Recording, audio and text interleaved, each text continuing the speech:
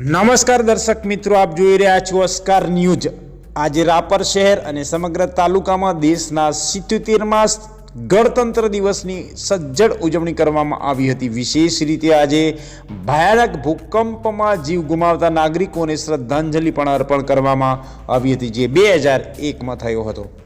ઉમૈયા ખાતે યોજાયેલા રાપર તાલુકા કક્ષાના ધ્વજવંદન કાર્યક્રમમાં મામલતદાર HB વાઘેલા અને રાપરના PI GB બુબડિયા દ્વારા રાષ્ટ્રધ્વજ ફરકાવવામાં આવ્યો।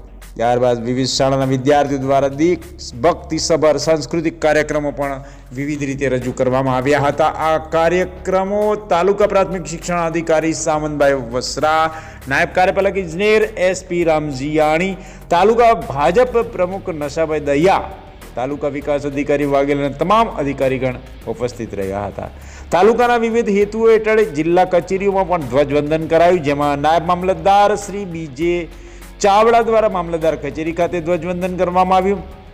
પ્રમુખ ચાંદભાઈ ભીંડી દ્વારા નગરપાલિકાની કચેરીમાં ધ્વજવંદન કરાયું અને પ્રમુખ કેસરબેન બગડા દ્વારા તાલુકા પંચાયત ખાતે ધ્વજવંદન કરાયું। આમ વિવિધ જગ્યાએ ધ્વજવંદન કાર્યક્રમ તેમજ રજિસ્ટ્રાર ભાવસાર દ્વારા પણ રાપર કોર્ટમાં ધ્વજવંદન કરવામાં આવ્યું હતું।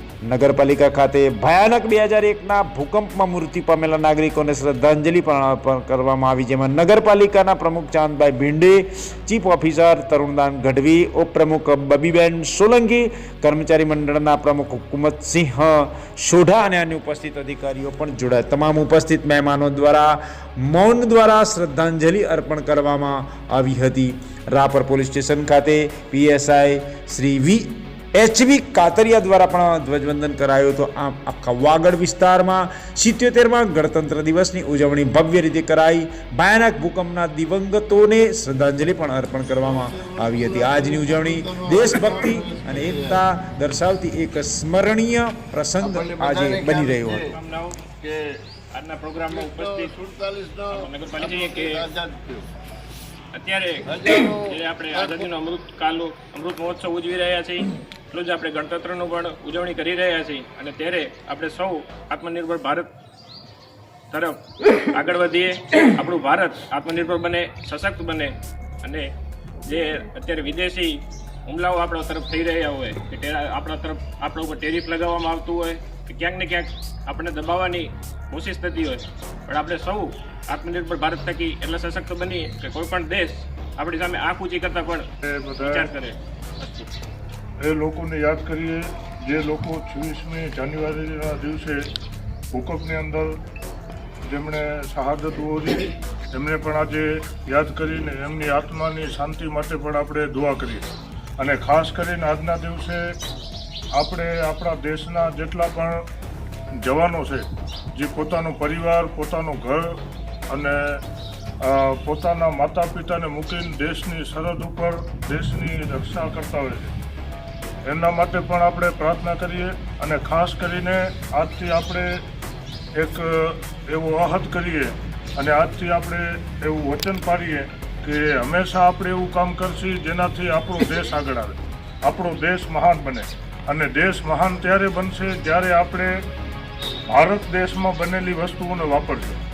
જેવી રીતે આપણા વડાપ્રધાને કીધું કે ઘર ઘર સ્વદેશી, હર ઘર સ્વદેશી, એને જ્યારે તમે વાપરશો ત્યારે આપણો દેશ આઝાદી તો થઈ ગઈ છે, પણ આપણે આઝાદ ક્યારે થશું, આપણા ગામને આઝાદ ક્યારે કરશું? આજ આપણી જવાબદારી છે કે આપણા ઘરને અનેક સંપ્રદાયો છે, દરેકની પોતપોતાના પર્વ છે, પણ આજ આપણા બે છે ને મહાપર્વ છે, એ બધાથી ઉપરના પર્વ। તો આજના દિવસે વિશેષ કાંઈ નહીં કહેતા, બહુ સિનિયર મહેમાનો છે, કર્મચારીગણ છે, નાગરિકો છે, ત્યારે ફક્ત એક જ વસ્તુ કહેવી કે આપણે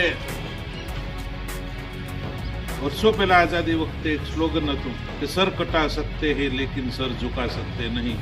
ગમે એવી પરિસ્થિતિ આવે, ગમે એવી સ્થિતિ થાય તોય પણ આપણે આપણી જે સુરક્ષાની અંદર આપણી જે એકતા છે એમાં ક્યાંય પણ આંચ નહીં આવવા દેવી અને આ બધાથી ઉપર ઉઠી અને વિશ્વની અંદર આપણો ભારતનો જે છે સૌથી વિકસિત રાષ્ટ્ર તરીકે ડંકો વગાડવા જઈ રહ્યા છીએ, ત્યારે આપણે સૌ સાથે મળી અને આજે સંકલ્પ કરીએ કે કોઈ પણ રાષ્ટ્રને હિતને કરવામાં આવશે તેને બક્ષવામાં ના આવે અને આપણે રાષ્ટ્ર માટે હંમેશા તન મન ધનથી સમર્પિત રહીએ એવી શુભકામના સાથે જય હિન્દ.